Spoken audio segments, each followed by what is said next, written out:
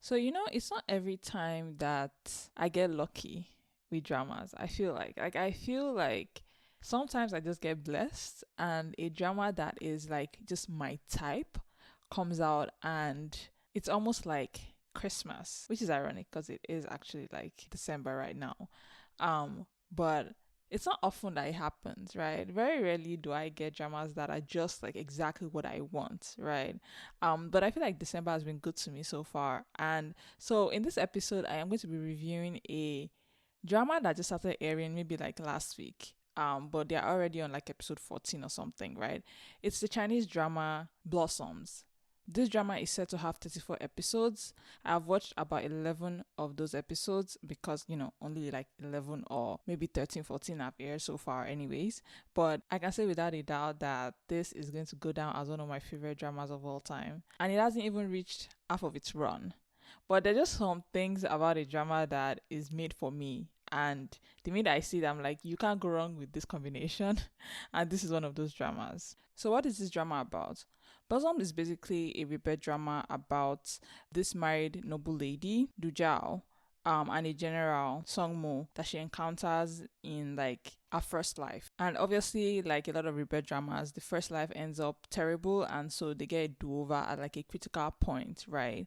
And so this is her basically living her life anew and, trying to fix a little thing here and there about the first life that, she does not want to happen again, right? Just to say, the female lead is played by Mengzi Yi, and I know her from Snow Such Stride and Evernight, whereas the male lead is played by Lee Yun-wei, who I know from Love Like Galaxy. It was one of the people cutting the female lead in that drama, and it wasn't that interesting to me there, I would say, but rarely are like second leads ever interesting to me. But here I would say that he's completely different. And I don't know, it's just like, male lead Alo. He's so different here and I love him so much and he's doing so well in a way that he's not like traditional male lead visually, but for some reason he's kind of very easy to watch and it just fits perfectly. And I don't know how to explain it, but this character I feel like was made for him. But yeah, those are the two that are leads in this. And they are new enough faces, at least for me, that I like it. Like I feel like a lot of like Chinese dramas only use like a certain roster, especially the like historical ones, only use like a certain roster of people that I all already know, right? And so I'm just glad to see people that I've never seen before be leads. The female lead, she's more of a familiar face, but I would say like the male lead is so new to me, and it's just so interesting watching him because it's like an introduction, kind of to me. And so yeah, I really like the leads they've chosen because they also work so well together. But yeah, that's what this drama is about. It's basically a rebirth drama, and really, this is the kind of drama I like. Like if you've ever listened to an episode of mine, and I've covered a few like episodes that it was about like a rebirth drama, so you know that I am a huge fan of this trope. There's just something about it that I really really like, right? And so this I feel like is my own personal gift. This is my Christmas gift, and I am just so happy that it's out, right? Things I hate about this drama, there's nothing I can say concretely like I hate about this drama. I feel like I love everything. Well, maybe only the fact that not all the episodes are out yet, but Chinese drama is amazing. This started airing like over the week or the weekend, I mean, and it's already aired like 11 episodes because they air like 2 episodes each day. And this is the beauty of Chinese dramas, right? Like they air episodes so fast that like within 3 weeks you're done with like a 34 episode drama, right? And so that is everything to me. This drama is the highlight of my day every day, especially now that like when the phone rings is not airing because South Korea is having its whole thing. And that is important. Like airing about like the current political landscape is very important. So good on them that they cancelled when the phone rings for that to air and just to get that out to the people. It's very important, right? The only thing I'll say about when the phone rings, just like to sidetrack a bit, is that my biggest fear though about when the phone rings is that they will actually outright cancel the show because of how similar it is to what is going on currently in the climate. Because again, remember that he is like the lead in When the Phone Rings is a press secretary, and like his dad is running for president, and it's like his dad is not a good person, like really. And so I am just worried that like they will decide to cancel the show because of that. That usually rarely happens in Korean dramas. But I hope to God that that does not happen. And yeah, we'll see. I just, that's my only like fear. So fingers crossed I will air this week. That's what they've told us. NBC has mentioned that it would air this week, but we'll see. But yeah, sorry to digress. Back to Blossoms. I have a lot of things I love about this drama, right? A lot of things that make it like worth it for me. And just a pure enjoyment kind of for me.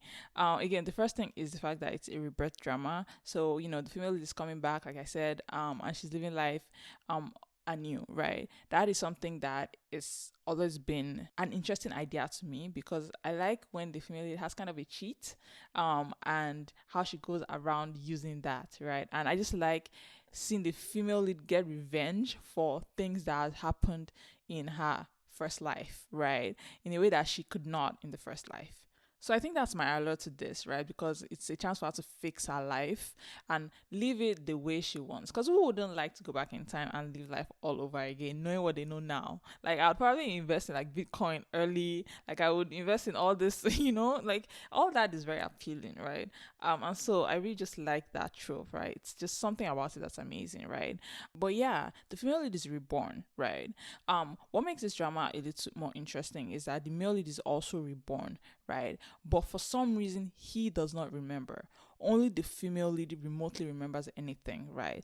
The male lead forgets instantly, which is, I really like that concept, because that's happened to me a lot of times where I wake up from a dream and I have no idea what the dream is about, but I recall it was harrowing and I hated it, and you know, it was a nightmare, but I cannot remember for the life of me what it was about, right? And so that's kind of what happens to the male lead here. He wakes up and he's like, he does not remember. And you know, his mom's like, yeah, whatever, it's fine and everything. And he's like, no, he feels that this is something he should have remembered. And I was like, yeah, like you should remember that, because this is actually very important to everything, right? But yeah, he doesn't remember. The female lead is the only one that remembers. And you know, it's funny because even though she remembers, she chalks it up to be a dream, because to an extent, like, it doesn't make sense. She's, you know, young, and there's also that monk that like gaslights her right as, you know, she's like expressing this, that like, no, it's probably a dream, forget it and everything, right? So she comes to think it was a dream, as she grows up and lives her life, right? There's still some things that she does knowing what she knows, but to an extent, everything is not as concrete for her, right? She doesn't have this like concrete sense of that, like, oh, she's gone through a different life. She just feels like, okay, no, she just knows these things to an extent, and you know, it's not as things happen that she starts to realize that, oh no, actually this has happened before and this is repeating and everything, right? So it's later as like Songmo comes into her life that she starts to actually really crystallize the fact that she's actually lived this other life, right? And so I find it very interesting because she uses that all to her advantage. You know, she starts a business and she's, you know, basically funneling information, right? And so she's doing well for herself, and so she's very smart. And one thing I will say about this drama that I actually like is that even though the female lead is reborn, she's not overpowered. And for those who don't know what that means, that just means that she's not suddenly perfect, that she's not suddenly the smartest person. She's not suddenly just so knowledgeable that she's able to take on anybody and everybody. No. Like, this is still a real world. This is still a world where there are so many moving parts, and she cannot control all that parts, regardless of all that she knows, right? So I feel like that makes it an engaging story, right? The fact that, yeah, she knows some things, but at the same time, she's still someone that has lived her whole life in the backyard, right? She's still somebody that lived her whole life being married to somebody else and being a woman in the first life. So what she knows is still very limited to an extent. She knows like the big picture, but how to actually walk around and figure how things work, to an extent she doesn't know all that. And I think to an extent that's where the male lead comes in that like he's kind of that force or that like action, because yes, she has this idea of everything, but to an extent, to have that come to realization and everything, she needs the male lead as well to, assist her with that, because at the end of the day, she's still a woman in this world, right? And I kind of like that. I like the fact that she is not just like perfect and like, she's able to do all these things. And she still has to like struggle with her dad's concubine and all that thing. And so I really like that. And as an extension of that fact, a lot of the things that happens in her first life repeats, right? A lot of the time because she's too young to figure out how to like best approach the situation. So for example, with her mom, her immediate goal when she gets reborn is to save her mom, right? But somehow the story had moved on far long enough or too long enough when she gets reborn that there's nothing she can really do, and her mom still ends up dead, right? And the concubine still comes into the family, right? And so there are still some things she cannot fix, because again there's so many moving parts, but again she still tries to like make her life better, right? So she moves in with her grandma instead, right? Things like that, right? And she is able to do all this because she recalls all these things, right? Another instance where she tries to fix something is where she tries to save the Duke, right? She tells Songmo, this is how you should do it. Get people to rally and basically just insult and like try and, soil the reputation of Duke Ding, right? And hopefully then the emperor does not see him as a threat, right? And so this is what she says, and she has a good idea. He still ends up dead, which tells you that maybe there's more to it than what she assumes is the reason why Duke Ding dies the first time around. Even I would say there is more, because Songmo, like when he's interrogating the crown prince tells him that you are accusing the wrong person. So there's still some mystery about why the Duke had to die, right? And so to an extent, that's what I mean, that like she just does not know enough about some things that there's nothing she can really do, right? And that's fine, that's what makes for a good story. I will say that when she does try to fix things, that's also interesting, because when she succeeds, the story deviates. The plot of what she knows from her first life deviates, right? So for example, in the first life, when everything happens with the Duke and everything, Lord Wu, who is like I think one of these like big wigs, Lord officials, like the Grand Secretary or like Grand Secretary or something like that, he retires due to an illness.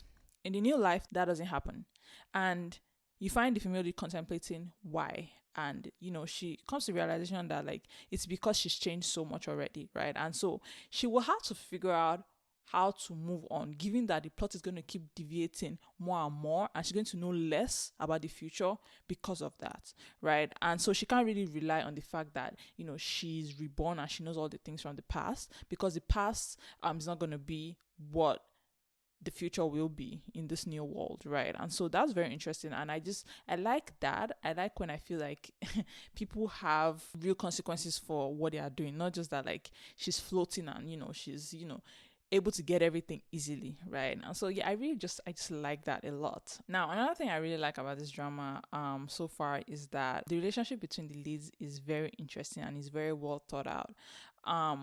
In the first life, they meet at the like last days of their life, and they kind of bond very quickly in the first life, even though at the same time she's what is used to kind of take him down, because her husband betrays her, right? And he's actually part of this whole scheme to take Songmo down, right?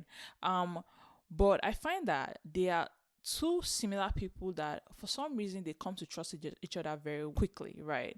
They come to kind of rely on each other, they don't want to, and Songmo is very like skeptical about her and about how smart she is, about why she's, so smart and everything. And also because she comes from this Do family that, I think her uncle is trying to be, he's one of the villains in this story, right? And he's basically trying to get more than he's worth. So our uncle is very greedy and everything. And so he doesn't trust her because of that, because he feels that like she has to be in cohorts with her uncle, right? And so there's that aspect to it, but at the same time, there's just something about the both of them that it's almost like they're kindred spirits, right? And so I find that it's going to be very interesting when they become like married and they really become one and start to trust each other. I think that's what they're missing for the most part.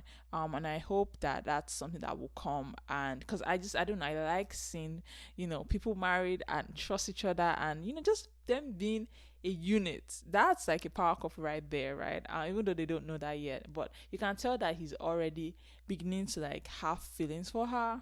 So when he sees her with the monk and sees the monk applying medicine on her fingers, you can tell he's a little like not jealous, but is getting there. And so like they are already very conscious of one another, right? And I find that interesting.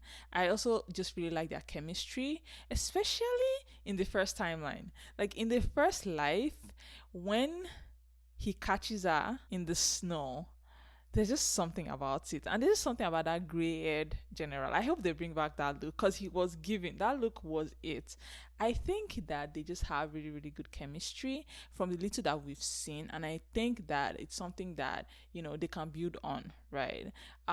With the little interaction they've had in like the 11 episodes I've watched, you can tell that they are so in tune with one another. I don't know, there's just something about it that's I just love it. So their chemistry is given, and I really want to see how it's gonna be when they get married because it's not. I feel like the marriage that they're gonna have is going to be a precarious one. Like it's not gonna happen easily because again, just like Lord Wu did not want to betroth his grandson to the Do family and to her, I'm sure that Songmo is also not gonna like marry her at first, right? But now that I think about it, actually, his dad, Songmo's dad, Dukiying, is problematic. So he might actually think it's a good match, and that might be how they get married. So I like when the evil forces bring a good couple together because I feel like they are not expecting this two to be a unit and they just like mesh and they do well together, right?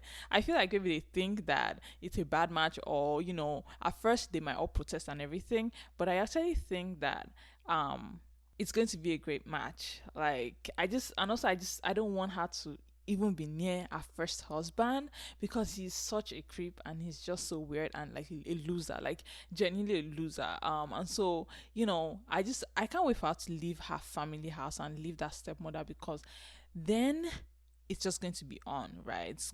It's all out war then, right? And if there's one thing I will say about like Chinese dramas, is the fact that I never understood this marriage thing and how the marriage is supposed to like bond their families together.